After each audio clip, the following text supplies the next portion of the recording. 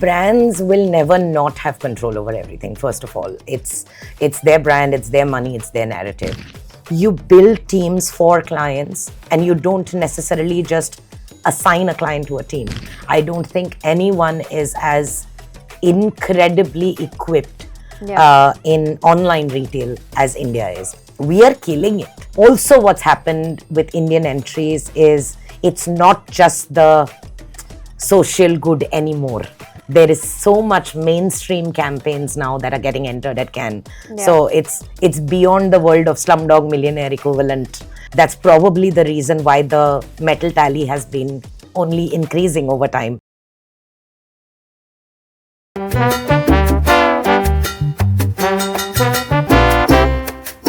Hi, this is Campaign at Cannes, and today we have with us Anisha Iyer, the CEO of OMD India, who's the juror for media at Cannes this year. Thank you, Anisha, for joining us today. Lovely, are you excited to be here. Yes. Are you excited for Cannes? Of course I am. What are you most excited for? I'm going to see the French Riviera, honestly, for the first time in my life. That's amazing. Yeah. So I have seen parts of France, but not the Riviera. So very excited. Any conversations that you're particularly looking forward to? At Cannes? Yeah. Yeah, India. I want to see how much more front and center we can make India as part of the global conversation. So very, very proud to represent the country. Yes. I would love you to tell me a little bit about, I think this is the first time you're on the jury for Cannes specifically. Yes. Anything that you're looking forward to, any conversations within the jury room, because there's going to be representation from across the world. Yes. Any insights that you're looking to trade, any thing you're hoping to see within the entries, the work? So yeah, the jury's met virtually a few times. And I'm not going to spill all of the scoop in terms of what goes on inside, but I think fundamentally we're looking for an equal balance of creative and effectiveness. Okay. So while Cannes does celebrate creativity, the fact is that this is the media category, and there's a little more emphasis on the commercial side of it, or the effectiveness side of it, or the business result side of it. So there's going to be equal parts measure and preference given to both sides of using media creatively as well as being effective. So a little bit of both. Is there anything in particular, I remember speaking to you once about the conference when people are presenting and how they communicate their case, because you are presenting to a panel of the world jury, and how you communicate the results that you've actually delivered. It's not just showing it on a PPT. There'll be lots of cross-questioning. Is there something you're looking to from the entrance? Look, I think the entrants by now, a lot of them, and we've looked at this time representation from, my God, all kinds of countries from all over the world in that sense. And what's heartening about media is anything and everything is media. So you've seen everything from an ad run on a TV channel, but also, without saying too much, I also saw a little grill which had a little something in it, and that turned into a media channel. So it was interesting to see that as long as it is visible to the eye, or you can hear it, regardless of what it is, it can be treated as media. So that's heartening. There's also a very inherent sense of, I think, bringing alive the culture of where you come from. And every country is doing that. Jurors, in my view, need to get slightly more empathetic about accepting, I think, of other cultures, which may or may not be the case where you come from. That's true. In that sense, right? So you're a culture of abundance, for example, for parts of India, maybe a little not table stakes or maybe privileged, but that's life for them. And they can't be punished for that, and vice versa somewhere else. And people by now, I think, have guidance enough. There's enough available out there to guide you, coach you. Ask AI, if not anything else, and she'll guide you, pun intended, Anisha Iyer. But you can ask anybody, and they'll guide you through in terms of how to craft your entries, and entries look good. So they're written well, they're packaged well. The importance of, specifically in media, the importance of bringing alive media, I think is still 50-50. So the only feedback, I think overall, and I'm still not through all of the entries yet, but the general sense I get is half of them get it, half of them still use media as a distribution channel and not necessarily inherent to Yeah. the entry. And I wish some of that changed over time, but a lot of them get it. What is your take on the entries overall? Is media is are they is there good work out there, like amazing work? Are they raising the benchmarks this year, or are they kind of playing it safe? No, there is some incredible work. There's a lot of brave work.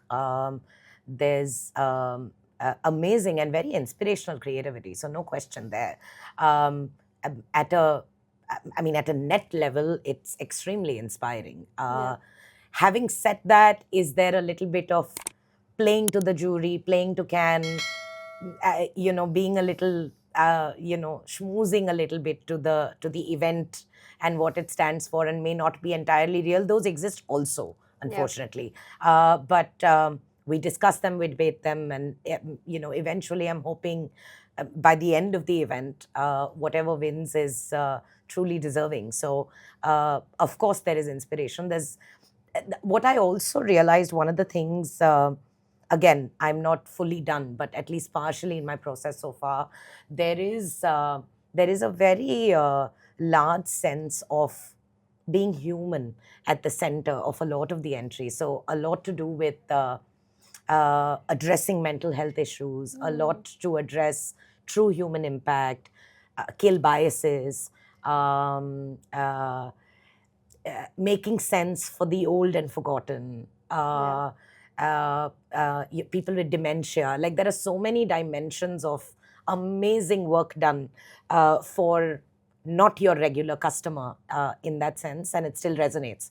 Is it a So zeitgeist of our time? Like, so how much social problems are now key and center of our lives, or do you think it's like a reaction to the takeover of the machine? no, not necessarily. Look, social problems or the social good and the social issues have always existed. There's nothing new today as it was before. Probably we're slightly more aware because of the internet, but it has always existed. I think what's happened over a period of time is brands have started to get slightly more conscious and responsible to celebrate campaigns of social issues as much as they celebrate the That's true. social good. And I think that's the difference. So it's not, and what is interesting also over time is, if you look at the pandemic period and, just coming out of that, say 3 years, 5 years ago, 4 years ago, a lot of the campaigns that did well or won or things like that were to do with great intent, great human emotion, celebrating survival, Yeah. and things like that. Over time, what has happened is that stayed, but there is also a sense of, so therefore, commercially, what did it do with it? So there is a purpose, there is the act of doing the right thing and ensuring you uplift human emotions, but at the same time, you make it commercially viable for the business. And both become equally important. So it's not just about good intentions anymore, Yeah. unless you can see it through to something more measurable. And I think that's the difference I think it's very overall. heartening to hear about Yeah. how it's not just commercial viability, it's now being tied back to purpose, because I think at some point we saw too much purpose advertising. Correct. And now that people are tying it to commercial, it's giving it more of a sustainable shelf life. 100%. 100%. Do you think there's going to be, what would you say would be the ratio of packaging within the entries? How much do you think that's going to be a weightage in judging? So let me put it this way. You would be happy reading something that reads well. Right. You would be happy watching a video that says a good story. A good story is always powerful. So having said that, if you have an extremely strong idea, that will shine regardless of, even if you haven't been pristine in storytelling in that sense. But there is so much aid available in the world today with technology. I don't think it is that difficult to package something or to say a good story in that sense. But having said that, if your question is that does the packaging morph the real? No, it doesn't. I mean, I think the people reading the entries or judging the entries have seen enough of the world and spent enough time in the business to be able to see the real from the not so real. So no one's fooling us. Fair enough. I'd love to talk to you a little bit about the media industry because, as you mentioned, coming out into the pandemic, there were certain themes that emerged. And then last year was another inflection point for the media industry. We saw a lot of consolidation. We saw attention being further fragmented, more channels appearing. The consumer itself changed. They're no longer discovering just on a particular platform, a particular ecosystem. Their journey is broken up. AI is shaping a lot of things. So, what are some of the trends that you've seen in the first half of 2026, and what do you think will define the second half? Um, Look, first of all, trends don't change by month. So, it'd be hard to say Jan through June was something and then June through December will be something else. I don't think so. What is interesting is a pace. I Okay. think in the last 18 to maybe 18 months, not even 24 months, I think pace is important. Pace at which journeys have shrunk because of commerce. What I'm wearing today is an example of I saw an ad on Facebook and I clicked and bought. Yeah. So I didn't go through the typical funnel in order to get aware first, get interested, then go figure something out and then buy. So this funnel is shrunk. So I think commerce, and with quick commerce, that makes it um, even more agile, and therefore the need for pace is important. So pace is definitely a gear that's changed. Where does the agency sit and where does the brand sit? Because if things are moving so fast, platforms are changing so fast, you need to be agile. As a brand, would it make more sense for you to in-house things rather than bring on consultants? I mean, that it would be. It's very tempting for brands to want to do then have control over everything. Brands will never not have control over everything. First of all, it's their brand, it's their money, it's their narrative. And fundamentally, look, I don't want to open the can of worms on in-housing versus not, Okay. but I will tell you that the right agency partner is somebody who looks at the brand as part of their own. So they're okay with friendly banters. They're okay with making mistakes. They're okay with healthy arguments. They're okay with pushing back, saying, look, I don't think that makes sense at this point in time. What if we try this tomorrow? Or maybe we try two things today. One will work, one will not work. Let's see which one does. And then we learn along the way. And I think brands will appreciate that. 9 out of 10 times, an honest conversation wins. But 9 out of 10 times, there is resistance in being able to share an honest conversation. And that's the barrier to break. So, as long as you're true and you're honest about this, even if you don't know, say you don't know, say, I don't know this today, you give me 48 hours and I will figure it out, and I will have a bunch of people who will figure it out.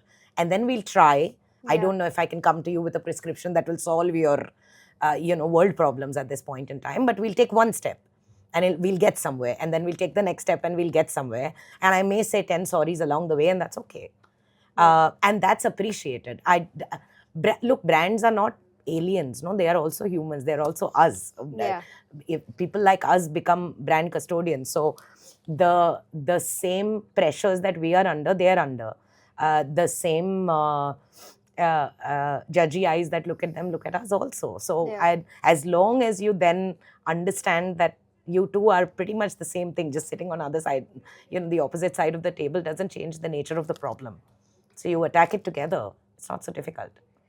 So I think my question was more in terms of within the changing industry, with media changing, what is the role that agencies will now play? It's consultative, yes, but is it like brands and agencies working in tandem, consultative? They will have to be partners. Okay. I don't think there will be a set SLA that will say step 1 agency will do, step 2 brand will do, step 3 agency will. It can't be like that anymore. Okay. Yes, the agency has the advantage of width. The brand currently is operating within their company. So it's either one brand or multiple brands within a portfolio. But their worldview is just that much. The big difference but they bring depth in their business, which the agency may or may not have on a sales and distribution side, or pricing side, or raw material problem side, and things like that. But what the agency does have is it has width, which means it also has width of success and width of mistakes. Long-term agency and client partnerships will always be when they do things together. Otherwise, the same advertiser will have pitches open every other year, only because they can't find that rhythm. So either the chemistry is not there, the honesty is not there, or the need to be the partner is not there. And that's why you're on pitch every other year. But otherwise, you will stay because you will forgive and you will grow in that relationship together. How has consolidation changed that rhythm? Because it's clearly changed the industry.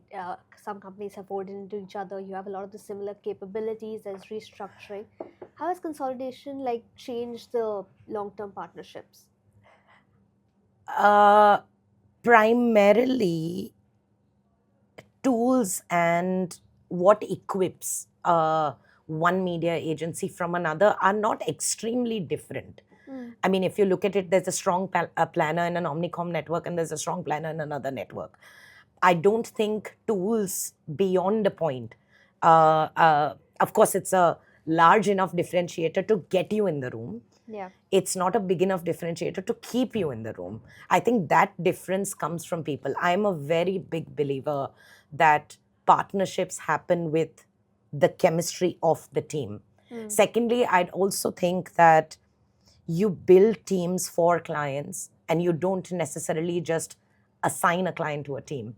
That shift also is difficult because when you win new businesses, you will typically look at your world and you'll say, I have space there. Why don't I park this client there? That's the first mistake.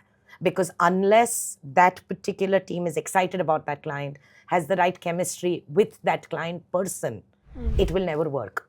So build the team first for the client, then the team stays. Then attrition is low, retention is high, excitement is every day. Yeah. Did you come to office at 9 o'clock and 10 o'clock doesn't matter anymore because that rhythm is set. I don't think consolidation is either a barrier or a challenge with respect to client retention at all. If not, I would think it's probably an enabler or a force multiplier. Because what suddenly happens is, why does consolidation happen? There are certain capabilities that you want to enhance, and there is a reason that's why you become larger, or you become deeper in what you have to offer. And that's exciting because suddenly you're gone from, I know math and English, and now I know math and English and logic also, or language also, and I can bring you 5 other things, and the conversations can get that much richer. So I think whatever is going on in the industry, first of all, I think let it happen. We're not making it happen.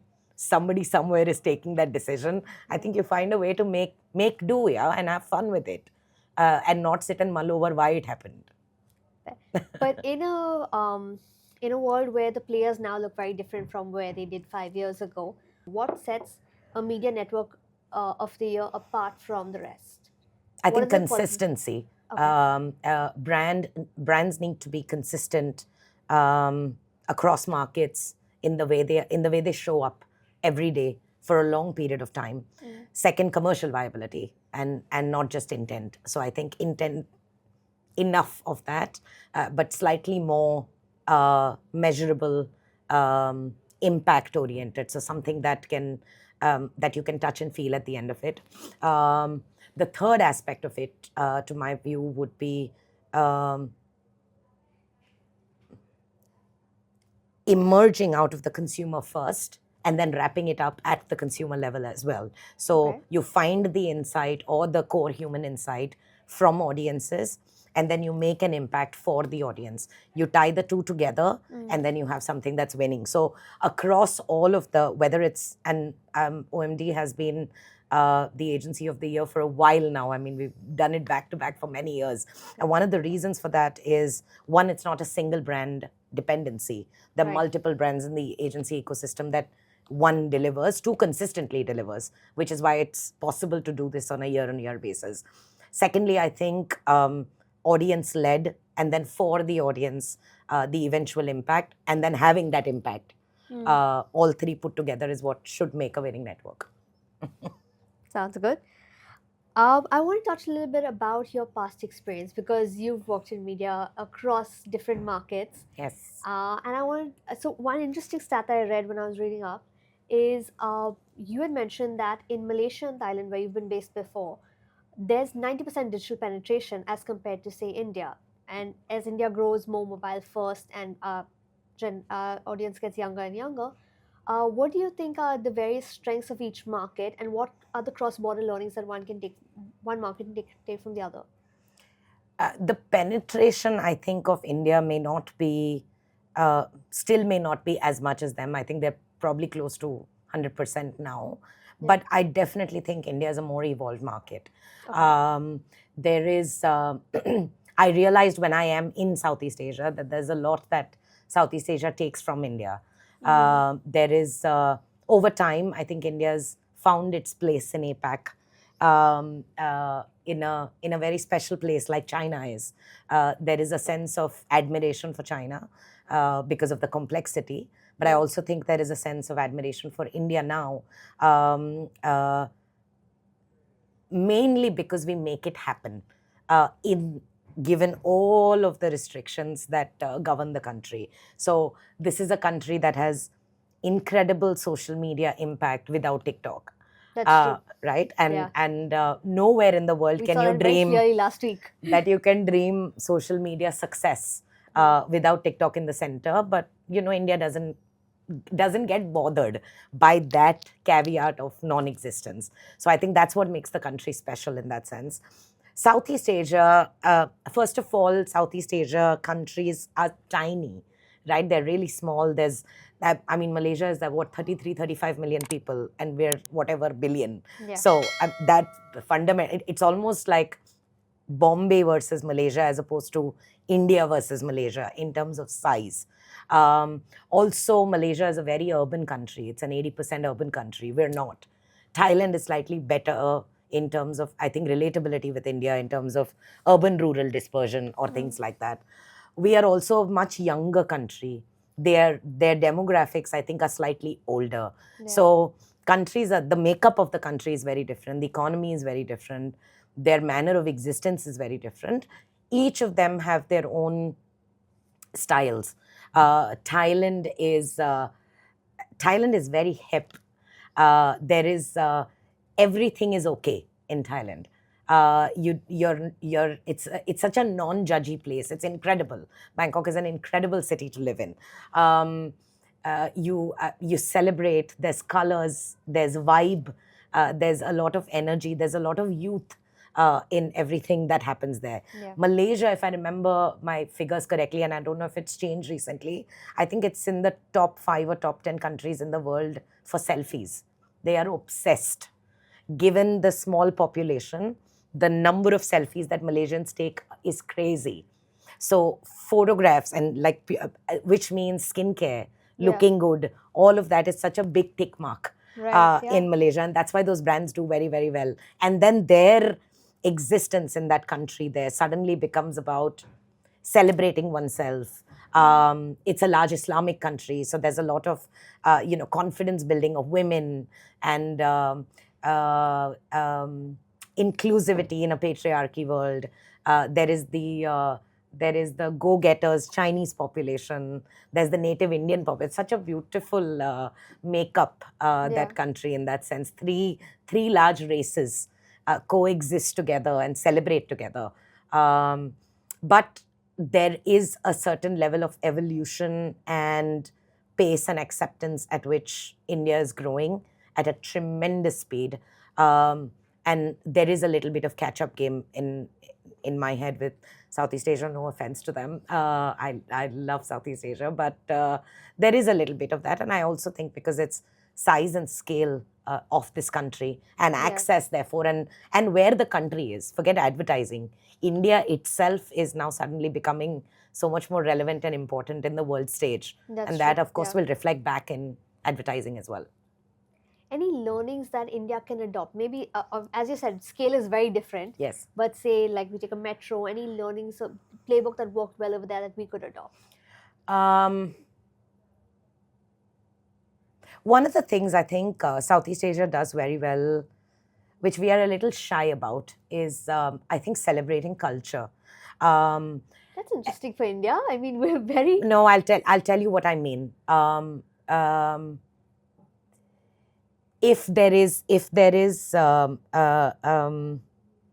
potential of being judged with a certain true cultural insight, that is difficult to talk about, Southeast Asia will bring it front and center and celebrate it.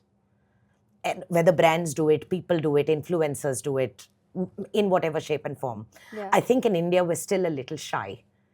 And it'll happen. There are still, some brave hearts in the country, a ton of brave hearts, but it's in pockets. But you will not come together and celebrate something so wonderfully as potentially Thailand would do, or Malaysia would do. So parts of, I think, a little bit of bravery of celebrating culture-led limitations is potentially one thing that we can learn from them.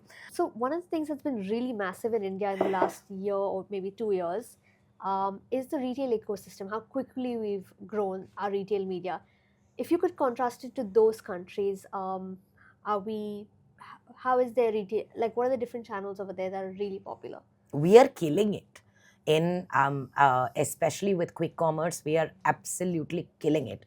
I don't think anyone is as incredibly equipped in online retail as India is. I mean, India can become the playbook for anywhere in the world. Southeast Asia or even other parts of APAC are not even close at this point. And even the West is not even close at this point in time. So something happened, something good happened, I think, in and around and after COVID, with digital payments, with quick commerce, and all of this coming together for the country, and at a much faster pace than it did in any other parts of the world.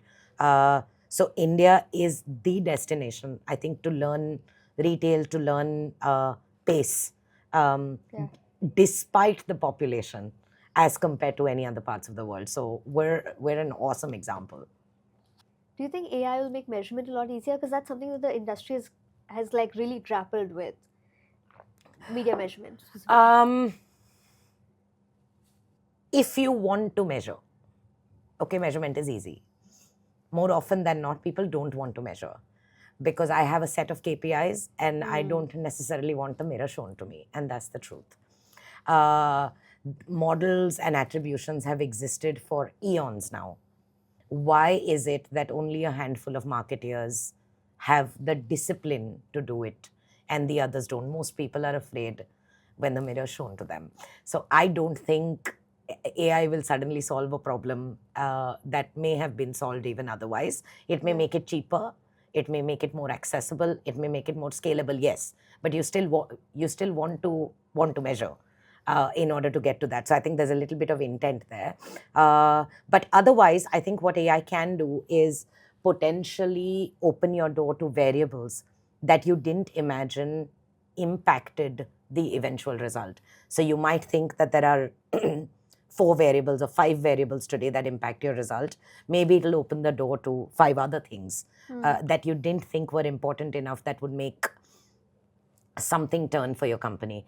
That I think AI can possibly open up better, but I don't think there's us or anyone else, I don't think we've reached a stage where we've built like a great use case or it's become that mainstream, specifically in the area of measurement. But there's so much more to do. We have to just wait and watch and see how much we can do and even test every day. That's a good challenge. I will try it. On the wait and watch bit, any predictions for Cannes? Predictions like what? Like, how do you think Indian creativity will show up at the festival? What will be the quality of the work? Could we best our medal tally? Because we did pretty well last year. We did great last year. We should. I mean, there's enough representation. Over time, I think Indians have learned to package a lot better. That was a little bit of a... The West would always package things slightly better than East, generally speaking. I think we've gotten better there.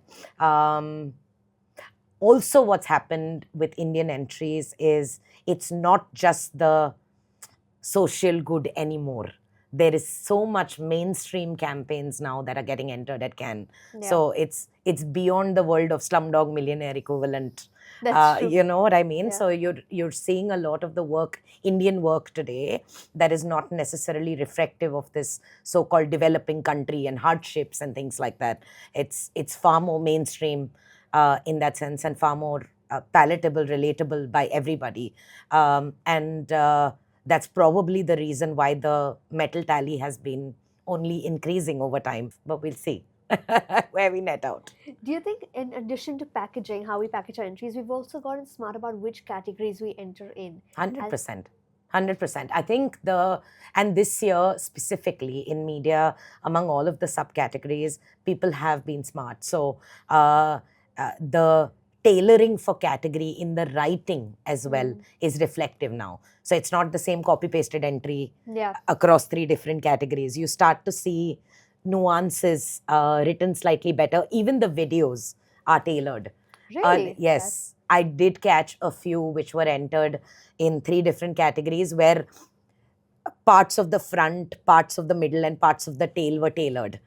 You'd still have, some amount of optimization in that sense with the AVs, but it was tailored. So that was good to see. At least there is intent, and at least there is, at least people are being conscious about how to show up in each of the categories. That's very encouraging to hear.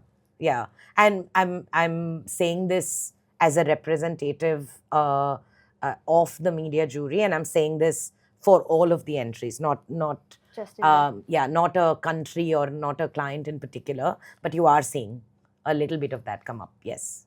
Okay, which is good.